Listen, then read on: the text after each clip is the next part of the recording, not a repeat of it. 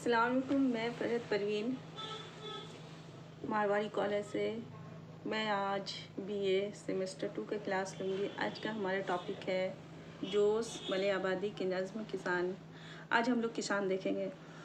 تاریخ اردو ادب میں جوش ملیح آبادی مزاحتی شاعری کے امام کہے جاتے ہیں۔ مظلوموں کی حمایت میں آواز اٹھانا اور وقت کے جابر و ظالم حکومت کو اپنے قلم کے ذریعے سے للکارنا ان کی زندگی کا اولین مقصد تھا۔ آزادی ہند کی لڑائی میں صرف ایسے مجاہدین ہی کا کردار نہیں رہا ہے جنہوں نے پروانہ وار اتر کر اپنے زور و بازو کا جوہر دکھایا، بلکہ ان میں قلم کے ان سپاہیوں کا بھی رول رہا ہے جو ان کے ساتھ شانہ بشانہ کھڑے تھے۔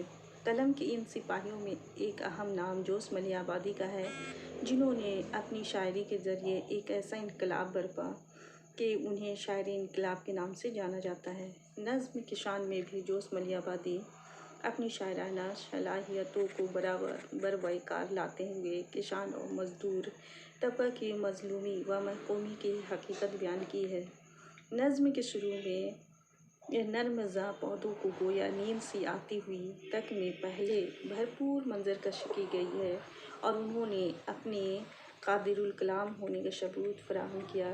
کہتے ہیں جب سورج کے غروب ہونے کا وقت ہوتا ہے اور دریا دھیرے دھیرے رواں دواں ہوتا ہے اور دور افق سے شفق نمودار ہونے لگتا ہے تو ہر طرف خاموشی ہی خاموشی چھا جاتی ہے اور لوگوں کو مشقت کے کاموں سے فراغت حاصل ہو جاتی ہے اور دور دریا کے کنارے ستاروں کے مدھم چراغ روشن ہو جاتے ہیں اور زمین و آسمان باہم مل کر گفتگو کر رہے ہوتے ہیں اور آسمان پر سورج کے غروب ہو جانے کے بعد ایک دھندلا سا چھا جاتا ہے، پھر ہر طرف سناٹا ہی سناٹا ہوتا ہے۔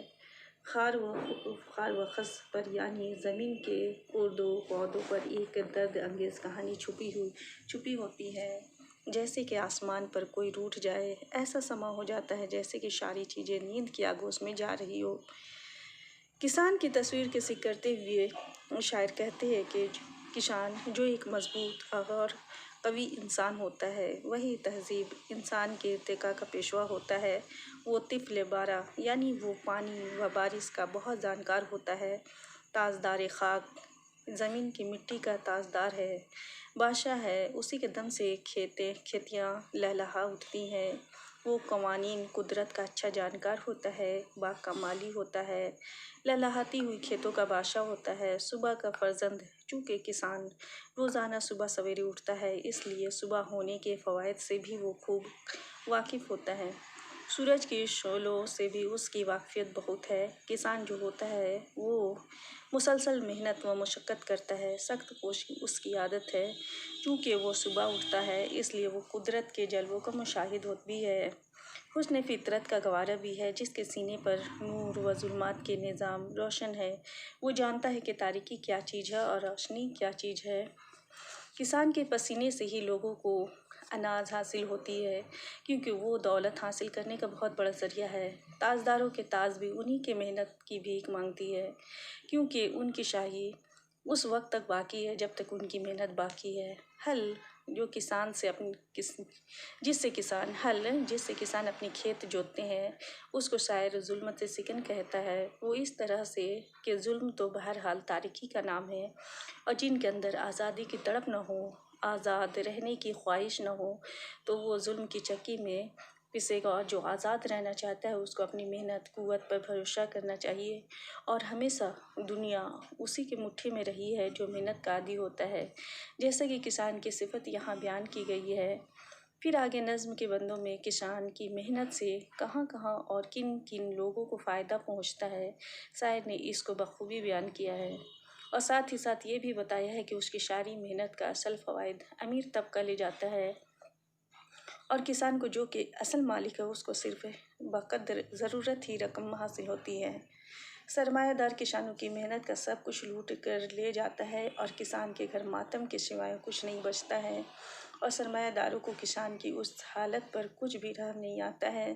ان کے دل اتنے سخت ہوتے ہیں جیسے چنگیزی خنجر بھی اس کے سامنے مات کھا جاتا ہے، یعنی اس کے ہاتھوں سے اتنے مجبوروں و بے کسوں کا قتل ہوتا ہے کہ چنگیز کے خنجر کی یاد دلا دیتی ہے۔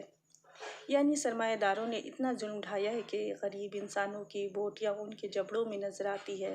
اس کے بعد شاید دنیا کے امن کے پیغمبروں کو للکارتے ہیں کہ اے امن و امان کے پیغام سنانے والے لوگوں، کیا تم سب کو یہ ناانصافیاں نظر نہیں آتی ہے؟ تم آواز کیوں نہیں اٹھاتے ہو؟ ظلم کے خلاف کیوں نہیں بولتے ہو؟ مظلوموں کا سہارا کیوں نہیں بنتے ہو؟ یہ تو تمہارے دین و ایمان کا تقاضا ہے۔ ایسا تمہیں کرنا ہی چاہیے تھا، لیکن اگر تم نے ایسا نہیں کیا تو اب تیری کشتی ڈوبنے والی ہے۔ مزدوروں و مظلوموں کی آہ و فغاں کی ہوا چلے گی تو تیری ظلم کی کشتی ڈوب جائے گی۔ اس لیے اب بھی ہوش میں آ جا اور اپنے کرتوتوں سے باز آ جاؤ۔ خلاصہ یہ کہ اس پوری نظم میں مظلوم طبقہ کے جذبات کی ترجمانی کی گئی ہے اور سرمایہ دار طبقہ کو اس کے ظلم سے باز آنے کو کہا گیا ہے، اور پھر یہیں سے انقلاب کی آہٹ سنائی دیتی ہے۔ ہاں سنبھل جا اب کہ زہر اہل دل کے آب ہے، کتنی طوفان تیری کشتی کے لیے بےتاب ہے۔ اس طرح ابھی ہم لوگ جوش ملی آبادی کی نظم کشان دیکھیں۔ ہم لوگ کل کے کلاس میں کسی اور ٹاپک پر بحث کریں گے۔ تب تک کے لیے خدا حافظ۔